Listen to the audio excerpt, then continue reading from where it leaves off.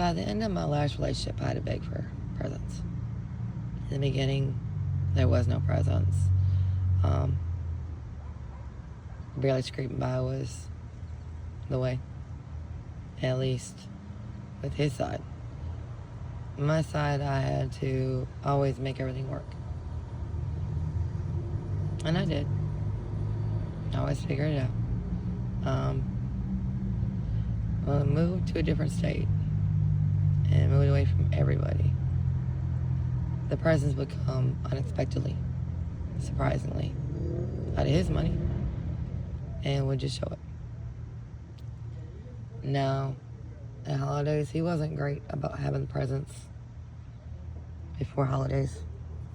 We'd have bare minimum with each other for holidays, kind of, sort of, type shit. Is how some people would call it. I wasn't expecting a, $6 million ring, let me put it that way.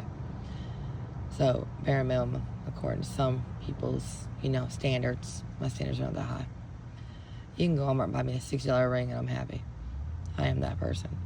It is not about the present or the amount of money you spent. It's about the fact you took the time out to go find something for me. Well, when I had to start begging, he started asking me what I wanted. And I started explaining, wait, we don't do that. I mean, yes, I ask him what he wants for Christmas stuff, but I buy him like 30 gifts. I buy his son at least 30 gifts. And I get gifts only from him. So why would I want to give you hints at what I want when I give you hints all year sometimes? I really like that. I really like that. That's pretty. So like that. Easy, simple ones. Not, you need to buy that for me right now or I'm bad. No, never. I am not no. Oh, God, I'm not that person. Whew. Anyways, but I had to beg or throw a fit on holidays. I'm like, are you really going to go through a holiday without buying me a present? Or even telling me happy holiday? Is the way it went. Like, every holiday, you get a present from me. Actually, the worst part is his last birthday, I worked. And we were together. I worked. I had the car.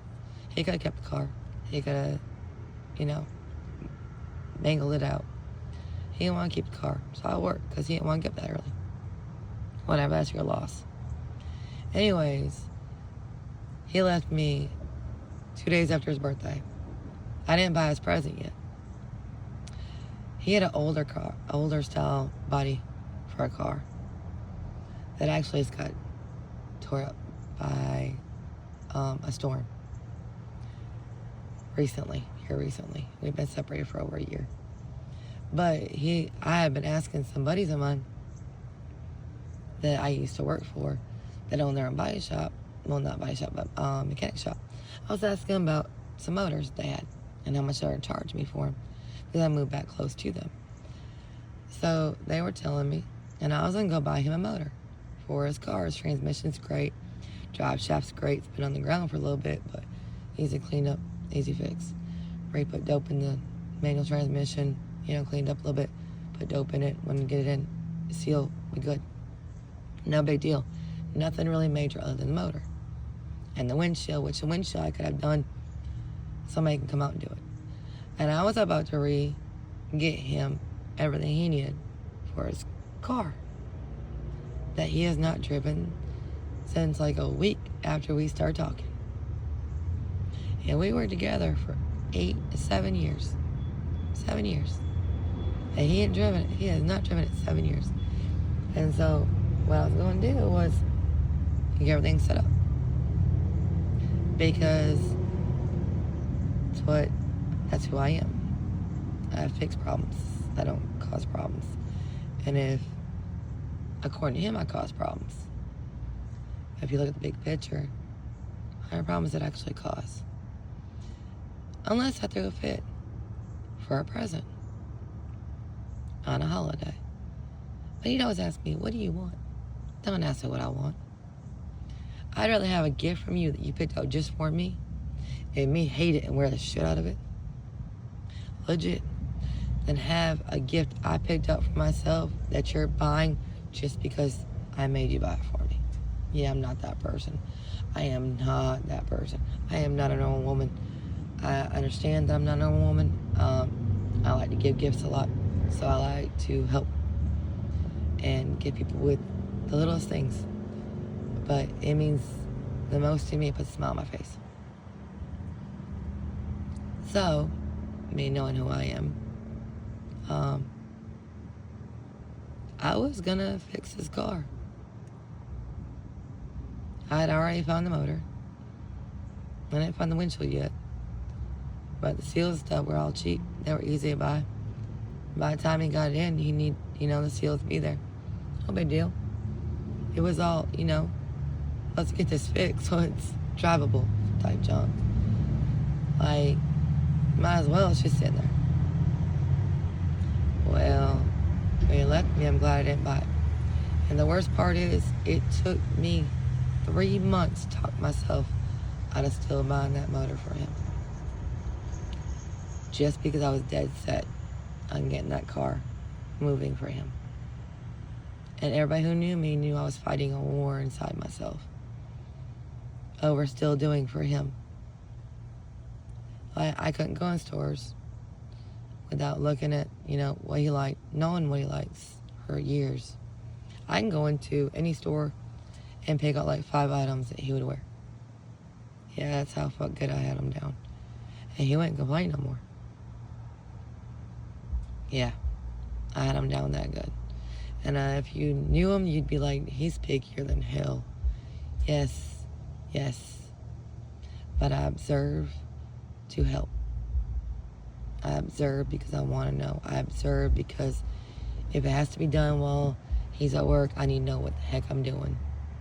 And I had to more than once when we were out of state. He was at work and I went to a store and he's like, I need this, this, and this. And I'm like, okay, cool. So I bought over just to make sure I didn't mess up and didn't buy him enough.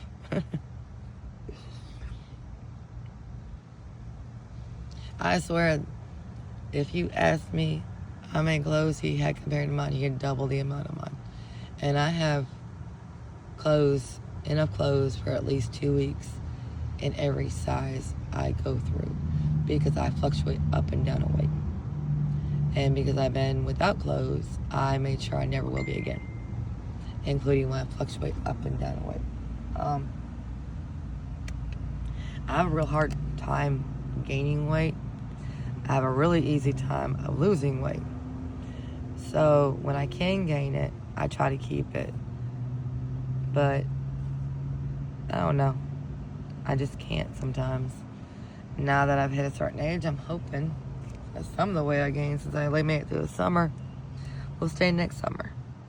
But we'll see. Because some of the clothes that I could wear last summer, I can't wear this summer. And you don't know how excited that makes me, which is so weird.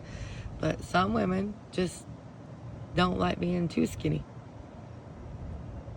And some women can't help it. So we do the best we can with what we got. But yeah, at the end of that relationship, I begged for affection, time, consistency, courtesy, help, presents, gifts, love. I cried myself to sleep a lot more often than people know at the end. I sat on my porch and I talked to God a lot more than people know at the end of it. I barely spent time with him at the end of it. Every time I went to spend time with him, he was on his phone. And if I asked to do something with him, he'd get upset. So I just stopped. He'd be on his phone until he passed out. He'd take a nap. He'd wake up, eat dinner, and go to bed. Really time spent well, huh? It hurt. It hurt a lot. But now that I found my peace, finally for the first time in my life, my safe places are changing. The only safe place I had when I was with him was in my vehicle. He's out there in my vehicle, he couldn't get to me. If I would leave, he couldn't touch me. He couldn't physically harm me. So I'd sit in it when I would cry. He never even knew I did it. Because he'd stay in the house and never come look. Yeah, it was that bad at the end. It was that bad in the middle of it. Still in the middle of it too. I don't remember a time that my car wasn't my safe place after I got in a vehicle. So every time I didn't have a vehicle, that was a trigger that would never end until I got another one. Wow. I didn't realize that till now. I guess that my safe places are different than other people's. I just know if my keys are in that ignition and I really gotta drive, I can close that door while I'm driving. Forget that seatbelt. As long as I hit that gas pedal, I can run something over. I never have. It's like I've never messed with somebody's car. I've never lowered my standard of character of myself to mess with somebody's car because I didn't believe in somebody messing with my car. And they have. Oh, yeah. I never knew an Allen wrench could go through a rubber tire until it went through mine. Yeah. And it was weird because it happened 4 nights in a row on 4 different tires. Yeah, that part. But I've never messed with anybody else's vehicle. Ever. I don't believe in that. I believe in your car, your money, your children. You don't mess with somebody else's. I've never called defects nobody either. And I've never called the cops on nobody. Yeah, I believe in fighting old school. You want to fight, come fight me. Let's tell us like adults, not like children. That's the difference in me and most people, though.